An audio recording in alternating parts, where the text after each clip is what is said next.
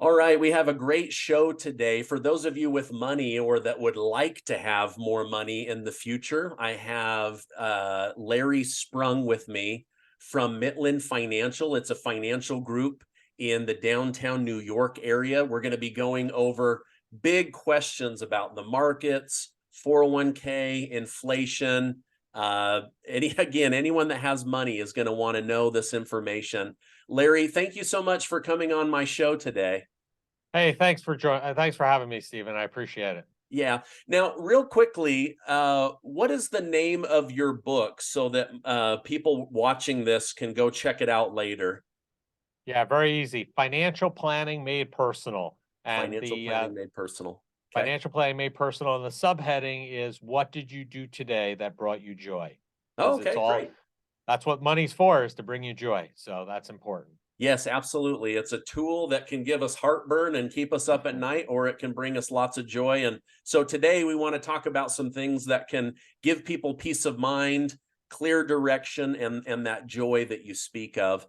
Uh, it's no secret that over the last couple of years, with the COVID lockdown, the amount of money that the federal government was pumping out of the printers, that inflation caught everybody. Do you think that enough time has gone by that inflation has kind of worked its way through the economy, or do you still see that as being an issue over the next 12 months? Yeah, I mean, at this point, Stephen, I feel like we are on the other side of it. Obviously, it's still lingering around, and it's still being worked through the system, right? All the interest rate hikes that have taken place over the last 12, 13, 14 months. Obviously, not all of them have really taken hold, but I think collectively we have things moving in the right direction. Inflation is diving downward, which is good. I can't say that it's gone permanently at this point, but we're definitely in a better position than we were a year ago, and I think that will continue to improve. Okay. You don't see any kind of going back to where we were, right? I think a lot of people were hoping, oh, wait a minute, these prices will go down. But when they say we're getting inflation under control, isn't Jerome Powell and Janet Yellen, aren't they really saying that the year over year growth of inflation is slowing, not necessarily that we're going back to, let's say, 2020 or 2021 prices? Well, I mean, yeah, I mean, they're looking at year over year, seeing where we were a year ago versus where we are today. Prices may not necessarily be reflective, even if inflation comes down. Remember, we need retailers, you need the producers to reflect those prices also.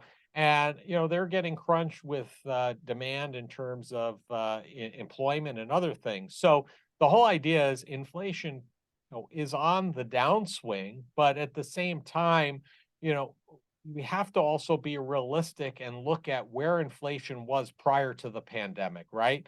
And if you look at where we were for the last 15 years in terms of interest rates and inflation, we were at virtually zero rate inflation for that period of time.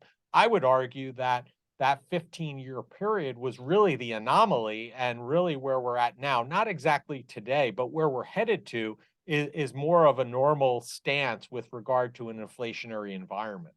Okay, great. Thank you for that.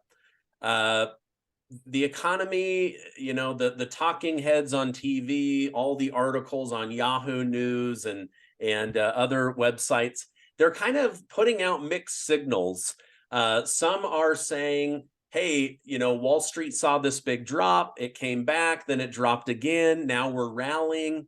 Others are saying we're going to continue to go up, while some are saying get ready for another big down cycle.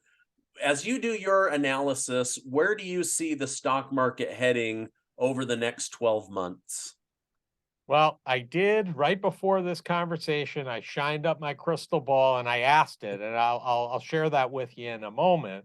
But I think that your viewers have to understand who they're watching and some of those news outlets that you mentioned, right? People are not going to tune in to hear, oh, everything's great and monotone and going along as is. people have to take stances, right? People either think that things are going up or things are going down. Most people aren't going to say, oh, well, it's going to remain rosy for the foreseeable future and kind of stay level set. That doesn't really attract eyeballs. And if you're a trader, then, you should probably be paying attention to one side of it, whatever you believe is the right side. But if you're an investor, really you have to cut that noise out of your purview, because the reality is what we've seen over the last couple of years is really indicative of what market cycles are all about. Markets do not go straight up. They do not go straight down. They have ebbs and flows to them. And 2022 was one of those ebbs. And now we're seeing a flow in 2023. And just to kind of put this in perspective, if you look at the last 12 markets, 12 bear markets prior to the one we experienced in 2022 that have taken place since World War II, every one of them has worked out very similarly in terms of we enter a bear market 12 and 24 months out from the point that we hit those market bottoms. The markets are generally higher over both those periods of time. And as things stand right now, we hit the market bottom in October of 2022. So assuming that we don't go back and retest those lows, we have a pretty high likelihood that we're in that 12-month period where we're going to see the first year of returns. And then starting October of this year through next year, we'll be in that second year. And there's a reason why this cyclicality actually happens, and that is when we hit the market bottoms, it presents usually tremendous buying opportunities and money flows into the markets, and the smart money takes advantage of that. So to answer your question directly, two things. One is, if you're a trader, I think you have to pick a side and figure out what side you're in line with and have a process for that.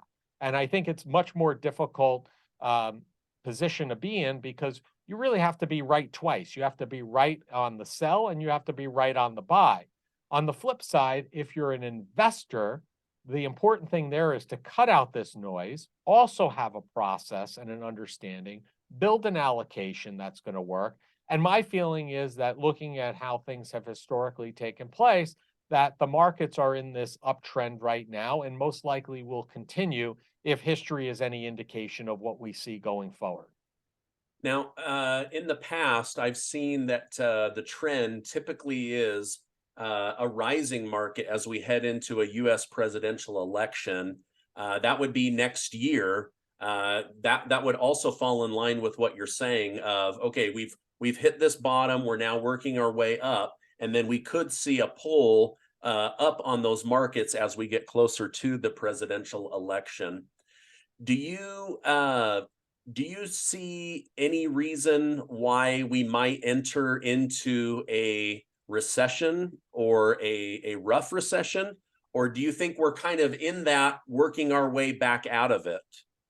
Yeah. I mean, listen, recession's been something we've been hearing about probably for the last like 6 to 9 months at least, if not close to a year. People, when inflation reared its head last June at significant rates, and it was really deemed that it was no longer transitory and it was something that was real and sticking around for a little while, that started this whole conversation around recession.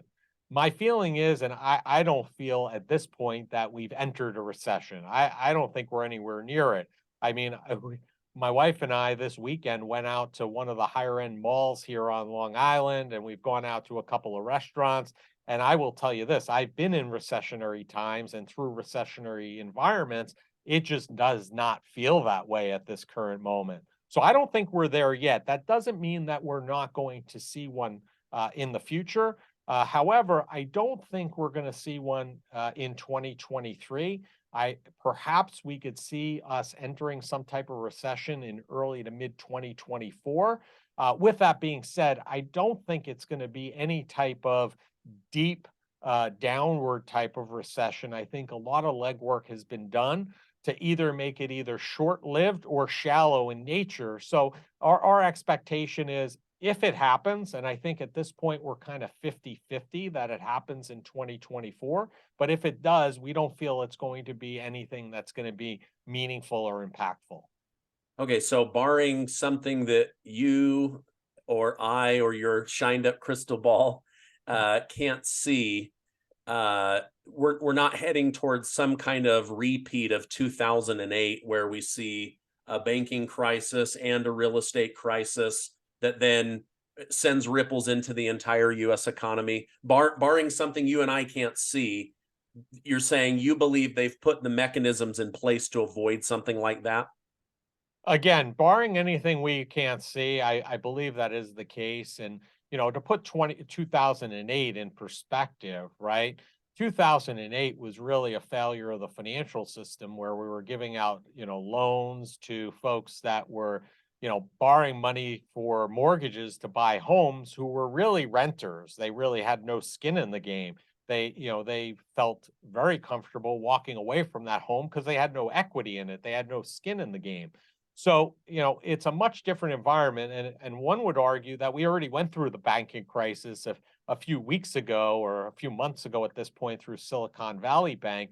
And quite frankly, I think that has assisted our situation because it was really the equivalent, the Silicon Valley Bank collapse, if you will, and Signature Bank really was the equivalent of at least probably one, if not two or three interest rate hikes. It had a similar effect because it dried up a lot of liquidity that was in the banking system. So we've already had the banking situation. I don't foresee a major real estate or financial crisis that's coming beyond that.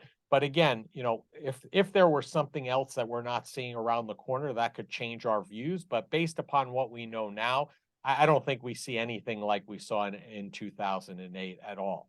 Okay, great. And I like to bring on different guests. Some of my guests that, they have the opposite opinion where, you say you've got to pick sides, and I try to bring both sides on to get a little bit of each side. What are your thoughts on where we're heading with the real estate market? They've continued to raise rates. Now, my mother-in-law remembers getting a mortgage of around 20%. I'm young enough, I can't even fathom that. My first house 18 years ago, I think was 7.5%. But you have a good portion of the U.S. Demographic or population that they've never lived through interest rates of 7%. Do you see that having a negative long-term effect on real estate? Or do you think it's going to naturally correct itself over time so that people can get into those houses? Or is owning a house going to just be a more expensive part of the American dream? So, like you, I bought my first house 20 something years ago, and I think my first rate was about six and a half, six and a quarter. And I think that what we have to do is we have to educate the folks that may be buying a house for the first time and have them understand that the rates that they grew up with, as I mentioned earlier, that the last 15 years or so, that's been the anomaly. Interest rates, mortgages at 2 and 7/8 and 3.5.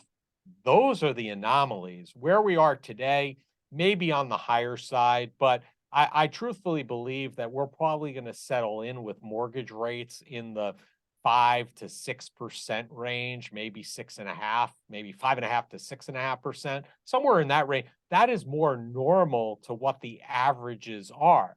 So I think to kind of answer your question directly, there at some point the demand for housing is going to slow down and not be as robust as it was out of the COVID era, if you will.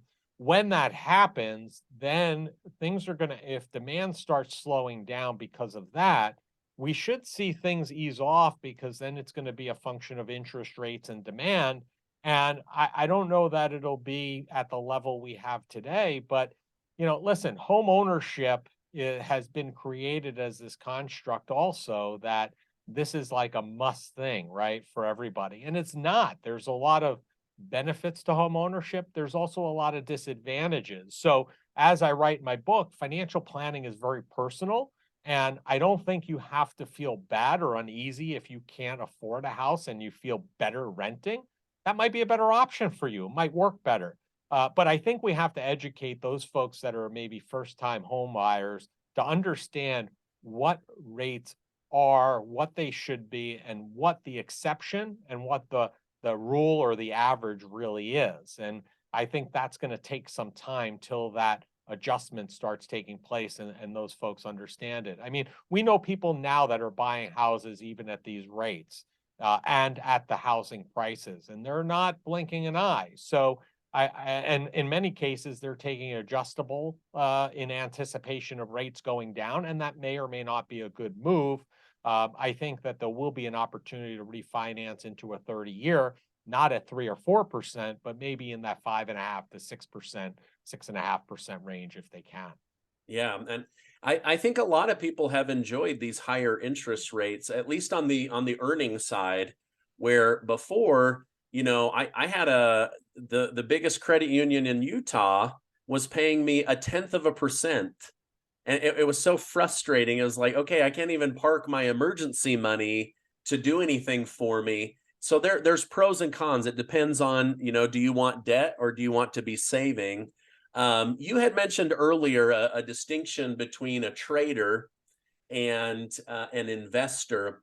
When people work with Midland Financial or they go through your book, do you lay out like an allocation strategy of maybe the ideal of how they should have their money diversified? Or when they work with your group, is it really on an individual level based on the people's goals? What is the way that you guys approach that? Yeah, so it's very individualized and customized. I will tell you that there is some general framework around that. As an example, we do not use mutual funds because if folks are going to, pay us to have us manage their money and build the financial plan, there's not a need to pay an extra level or layer of fees with a mutual fund. So for across the board, we only use individual stocks or bonds and ETFs because those are the most cost efficient, most transparent way of working with a family. Then, as far as the allocation goes, there is some structure in place in terms of, well, we want to have that foundational diversified approach, large cap, mid cap, small cap, international, some fixed income in there. And then we also can add on some additional unique strategies that may be unique to the family, right? They may want some excess exposure to technology, or they may want to have no exposure to a given sector. So our goals are to kind of use our framework, build something that's personal to their financial goals, time horizon, risk tolerance, and make sure that at the end of the day, that all matches up. And most importantly, we want our families to remember that this money that we're managing and investing is really part and parcel to the overall plan. And their individual plan should dictate how that money is invested. And ultimately, they should also be thinking about, why are they saving this money? Why are they investing it? What's the joy at the end of the day that they're looking to receive as a result of saving this money, whether it be, buying a new home like we've talked about, buying a second home, watching their child go across the stage at graduation, or if retirement's in their future retirement. And we take that all together and build that customized approach and allocation for them. Great. Thank you for that. Larry Sprung, thank you for coming on. If people want to learn more, tell us your book title one more time and where people can get it. Also, let us know your web address so that they can visit your website. Sure. Thanks, Stephen. So the book is Financial Planning Made Personal. You could purchase it by going to financialplanningmadepersonal.com. It'll give you all the ways that you can purchase the book, audio, ebook, or hard copy. And then the firm is found at mitlandfinancial.com, which is also linked to the book site, but it's MITLIN financial.com. And we'd love to have somebody, your listeners and viewers set up an introductory meeting if they're interested and or have questions. Okay, great. Thank you, Larry, so much for coming on. Have a great rest of your day. Thanks, Stephen. Appreciate it. Bye-bye.